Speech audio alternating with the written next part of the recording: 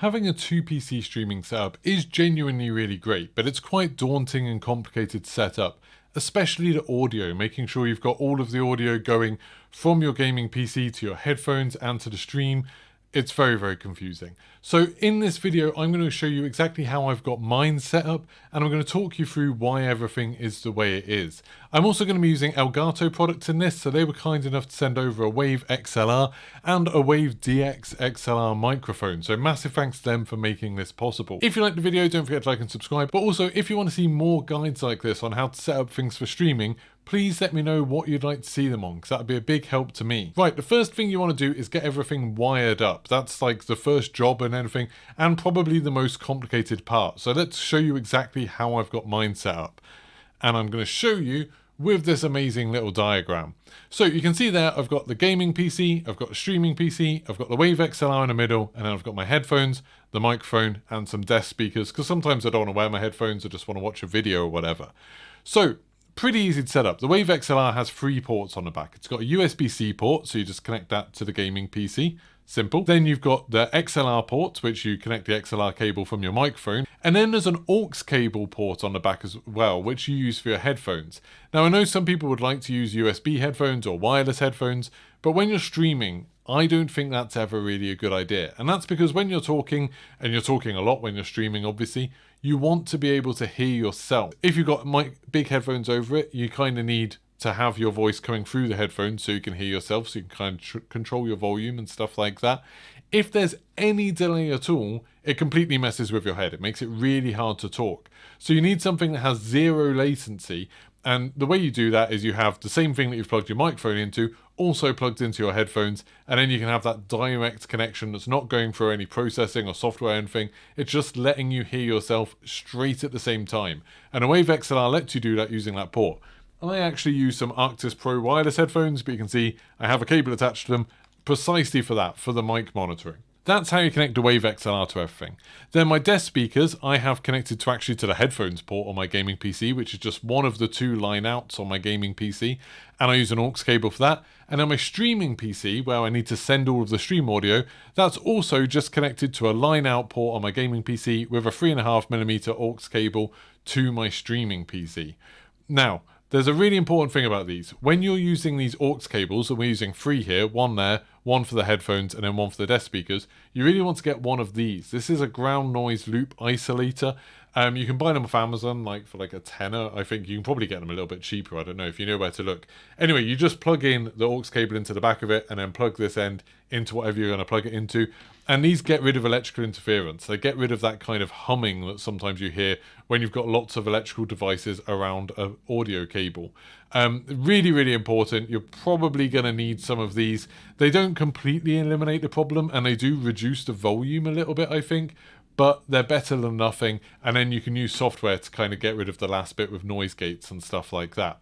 But that's how I have it all plugged in. Now let's talk about where all of the audio is going. So if you think about what audio you have on a stream, you have the mic audio, so it's coming from the microphone to the Wave XLR. That's important, and the Wave XLR is going to be creating all of the stream mix and everything. There's some Elgato software called Wavelink that you get for free if you use any of their Wave devices, like their microphones or the Wave XLR. And that's where we're going to be kind of sending all this audio to mix it. So you've got the mic audio going into it. You've also got stuff coming from your gaming PC, so you've got the game audio going to it. You've got alerts going to it because you probably want to hear those in your headphones. And then you've got Discord, so people talking, and you want to be able to talk to them as well. And then you've got game chat as well, so things like Warzone where you've got like proxy chat. I use that as a separate channel, so you can have that coming over to your headphones. And then obviously you want all of that audio, so your Discord audio, your game audio, and all of that sort of stuff, going back to your gaming PC so it can be sent to your streaming PC. And then you also want some things to go to your headphones and some things to go to your desk speakers. Now, we do all of this, we control all of this where everything goes using software. And the 2 pieces of software we're really going to be talking about today are OBS, which is Open Broadcast Software, which is basically the main thing most people use for streaming, and then Wavelink, which is the Elgato software, which is absolutely amazing. I actually run OBS on both the gaming PC and the streaming PC. The one on my streaming PC is just handling the stream, so it has like all of the quality settings and everything like that set up for the stream. So it's, a little bit reduced quality because I don't have a great upload speed here. And then my gaming PC has a much higher quality one that I use for local recordings. And obviously it doesn't have my webcam or anything like that attached to it, which means it's sort of clean gameplay, which I can then use for videos later. The streaming PC has everything like my webcam already connected to it, and I also have all of my alerts and everything. The audio for all of that is just already on that version of OBS. The gaming PC OBS doesn't have the webcam, but it does have my alerts on it because I want to hear them in my headphones. So I kind of double that up, and I just make sure on Discord that those alerts don't get recorded. I have separate channels for each. So if I just show you my OBS right now, you can do a thing where if you click on any of your audio sources, you right click on it and go to advanced audio properties, you can choose what tracks each audio source goes to. So you can see here my desktop audio goes to track 1, Discord audio goes to track 2, my microphone goes to track 4, and then voice comms, which basically proxy chat in Warzone, that goes to track 3. And then when I export an MP4, which is kind of how I record all of my stuff, then it will have all of those as separate tracks, and I can put it in something like DaVinci Resolve, and all of the separate tracks will be there, ready for me to like mute bits, get rid of bits. You know, a lot of the time I just want the game audio, I don't want us chatting on it. Sometimes I do want us chatting, but I need to censor bits out if someone swore or something like that. All of that stuff, it's super useful to have different channels. Now this is the Wavelink software. This is the other piece of software I was talking about. It's free from Elgato if you have any of their Wave products, and it's super useful. I used to use Go XLR for all of this stuff, and the Go XLR software was kind of bad and crashed a lot. This is amazing. So basically, the main thing that you have up here are all of your different inputs, all of your different audio sources. And then this is going to mix all of those into a stream mix and a monitor mix separately, so you can hear one thing in your headphones and hear a different thing on the stream. So first of all, I have the system, which I basically use as my game audio, and all of these things like system, voice chat, and game and all of those things. If you go into your audio sound settings, you can see you've got all of these different things that the Wavelink creates for you. So like Wavelink Game, Wavelink SFX, Wavelink Browser, Wavelink System, Wavelink Voice Chat, and you can choose where you send each thing to. So I will have System. I just have my PC set to do that. So if I click on the speakers again, go down there and see System is just set up there. So anything that my gaming PC has as its audio, whether it's from a browser, whether it's from a game, whatever, will all come through that channel. And then you've got two different columns within that. One is for your headphones mix, your monitors mix, and one of them is for your stream mix. Now you can change the volume of these independently, which is awesome. That you can't do that in Go XLR. And basically, I always have for the system, for the game audio, it quite a lot quieter for the stream because they need to hear me over the top of it. They need to hear my friends over the top of it. So they can have the game audio quite quiet in comparison. For my headphones, I have it cranked right up really, really loud because I need to hear footsteps and gunshots and things like that. So I have it much louder than the stream does.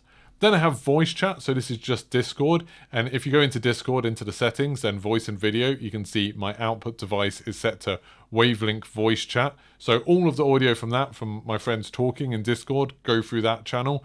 I also have the input device not sent just to mic in, but to Wavelink microphone FX, and that's because you can actually set sort of some extra things, some audio effects on each of these. So I could set for my microphone, I've got this compressor basically to make it sound a little bit nicer.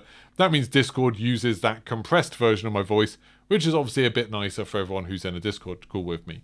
But anyway, so voice chat is all of the Discord stuff, and again, bit quieter for stream, bit louder for me so I can hear what everyone's saying, but stream aren't deafened by someone who's got a really loud thing. Then for my own microphone, I have that muted because the mic monitoring is all just done directly because my headphones are plugged into the Wave XLR. But stream obviously needs to hear that, and there I have the compressor set up. And you can actually, this is something I didn't know about the Wave XLR software. If you click up on open settings, you get loads of extra controls for your microphone. So whether you want phantom power, how much gain you want on a microphone, so kind of how loud you want the recording to be, the sample rate. You can choose with the headphone jack what the output volume of that is and how much you want to hear yourself versus whatever the stuff that you've set to the monitoring mix is. And you can control all of these things just using the actual device itself. So if I switch to the headphone output volume, you can see there I can change that dial just using the device itself, and I can change the mix as well if I want to, just by pushing it in to select which thing I'm affecting. So that's all cool. You can even change the color of the lights on it if you want. Then we have alerts. So like I said, I have the alerts running on both OBS on my stream PC and on my gaming PC. completely separately, and that means that I can do things like I can completely mute them if I want to, so I can't hear them if I'm trying to concentrate, but the stream still can. Or the other way around, if there's something like a cutscene playing, I might want to mute it for the stream so they can hear the cutscene audio properly, but I still get alerts so I still know to like thank people and stuff like that if something happens, if there's like a raid or whatever.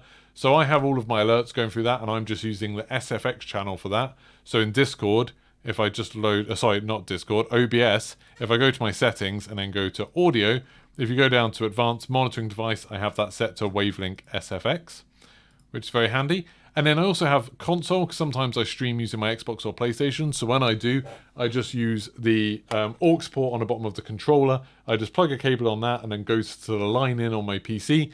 And then that line in is controlled there. So you can see if I go up there, it says line in, high definition audio device. That one, if I have my console plugged in, I can control the volume of those. And then game voice chat, that's basically proxy chat in Warzone for me. I have it set up so in Warzone, it uses the game channel instead of using the system channel, and that means that I can mute that when I want to, or I could add effects to it, or I can cut it out of recordings and all stuff like that. Now, because this wavelength software is so versatile, you can add as many inputs as you want, so you can add new ones, so you can add a music channel if you want and then control that, or you can get rid of them, because like these are the only ones I really need. So all of that is basically your mix, and you have the ones on the left as your headphone mix, your monitoring mix, and the one on the right is your stream mix. Your monitor mix, you can choose where you want it to go. So right now it's going to my desk speakers, but I could choose to send it to my other speakers if I want to, or my headphones. And I actually have a button on my Stream Deck that lets me switch between desk speakers or headphones, which is super handy. And then you have your stream mix. And this actually comes out of the software, comes out of the Wave XLR as like an audio input, like it's a microphone or something. So as far as your PC is concerned, it has like a microphone input that is all of these audio sources put together, controlled by wavelength, mixed, adds effects, whatever you need to do to it, and then it just comes out as this sort of audio input to your PC. Now that's great if you're using a one PC setup, because then OBS, you can just go over to OBS, go to add an audio input capture, and then you can do something like stream mix, and then you can just choose that one, wavelength stream, and that will be your stream mix all done for you.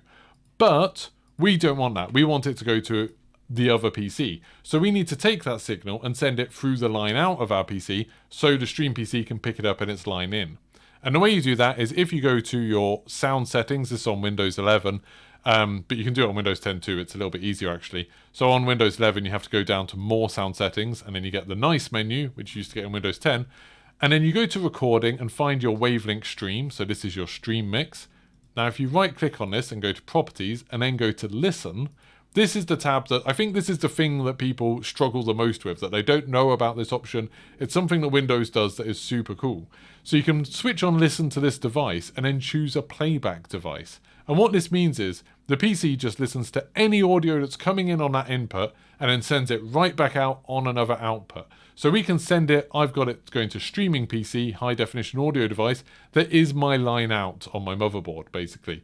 Yours will probably just say line out, high definition audio device, but you can rename it in general if you want to. You can rename any of these things.